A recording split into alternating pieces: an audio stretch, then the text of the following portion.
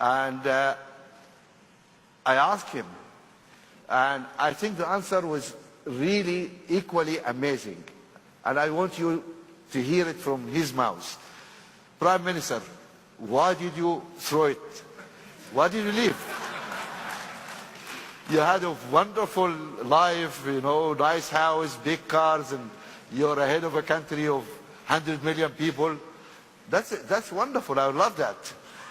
And by doing so, I think the last only 15 years that every African understand that this country has robust, fast economic growth in the continent.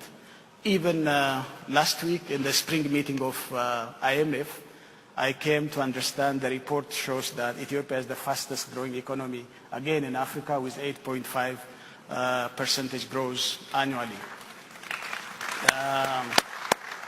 Yeah, I think this has been an inspiration for many African countries that it's possible to grow very fast. But this growth has to be shared, equitable, and sustained. This is a very huge country, multi-ethnic, multicultural, multi-religious, and you need to address this issue very carefully, and you have to accommodate diversity, and inclusive governance system is a necessity for this country. When a country moves out of abject poverty, and when there is an awakening of the society, we call in Ethiopia, I know it's 100 million population compared with many African countries, you can imagine. When this giant, rises up from sleeping, then what happens has to be properly understood. And there needs to be a greater reform, a deeper reform, to accommodate the quest of people for freedom, democracy, and inclusiveness. But you resigned, and my question is, why did you resign? I'm coming to that. No, people really need to know why you resigned. Yeah, I think people also need to know the background. Otherwise, it doesn't give any sense.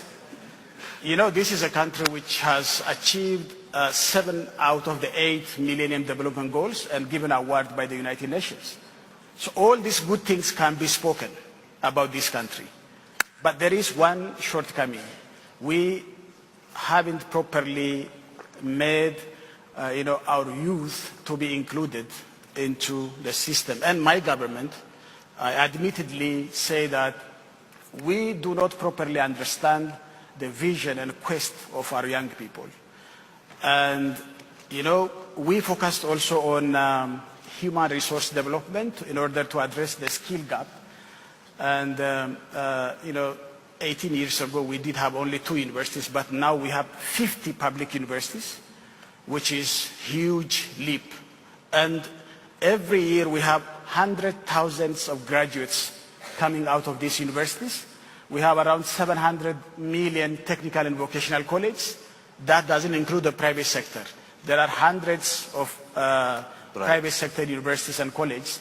And added, we have more than 500,000 graduates coming every year. And even though our economy has grown very fast, it has very less capacity to accommodate. But that's all great. Still, why you leave? Yes. So then I said, we have a problem of inclusiveness. We have a problem of addressing, multi-ethnic society.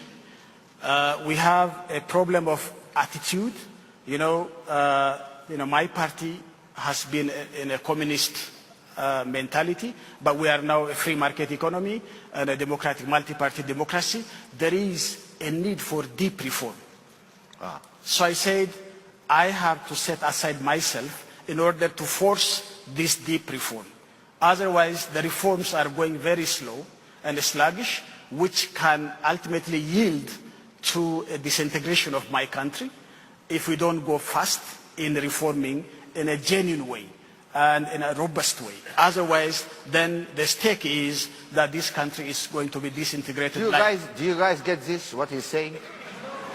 This is really a very interesting point. Yeah. So, how to force reform in a reluctant clique or ruling party by resigning and putting those guys on the spot.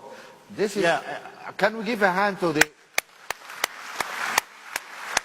By the way, the main problem in African politics is because people stick to power, and I wanted to show that it is possible that you can live without having power while exercising the power as a private citizen in the country. So,